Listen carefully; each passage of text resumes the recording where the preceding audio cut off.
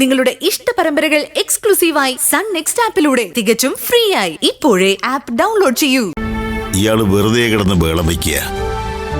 ആ കുട്ടിക്ക് വേണ്ടി ഒന്ന് പ്രാർത്ഥിക്കാൻ വന്നതാ. അതെന്തിനാ താൻ ദർശനയ്ക്ക് വേണ്ടി മാത്രം പ്രാർത്ഥിക്കുന്നത്? ആ കുട്ടിയുടെ സമയം അത്ര നല്ലതല്ല, അതാ ഒന്ന് പ്രാർത്ഥിക്കാമെന്ന് വിചാരിച്ചത്. അപ്പൊ സമയം നല്ലതല്ലാത്തത് തനിക്കാ? ഏയ്, താൻ അങ്ങനെ പോകാൻ വരട്ടെ. തനിക്ക് എന്തോ ഒരു കാര്യം ദർശനയോട് പറയാനുണ്ട്. എന്താ അത്? പറയടോ. ഞങ്ങൾ ആരും അറിയാതെ തനിക്ക് ദർശനയോട് പറയാനുള്ള രഹസ്യം എന്താ? ആ കുട്ടിയോട് പറയാനുള്ളത് ആ കുട്ടിയോടല്ലേ പറയാൻ പറ്റൂ. എന്റെ ഏട്ടന്റെ ചങ്ങാതിയായിരുന്നു എന്നുള്ള ഒറ്റ കാരണം കൊണ്ട് മാത്രമാ തന്നെ ഞാൻ തല്ലാതെ വിടുന്നത്. പോയിക്കോ, ഇനി മേലിൽ തന്നെ ഇവിടെ കണ്ടുപോകരുത്.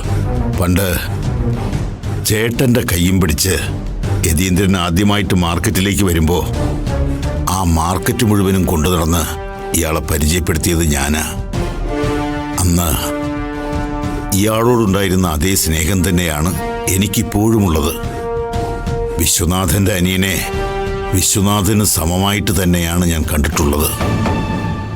എന്റെ വിശ്വനാഥന്റെ സ്നേഹം കൂടെയുള്ളപ്പോ എനിക്കിവിടെ വരാതിരിക്കാൻ പറ്റില്ല. പരിശുദ്ധ റസൂൽ മോനെ അനുഗ്രഹിക്കട്ടെ.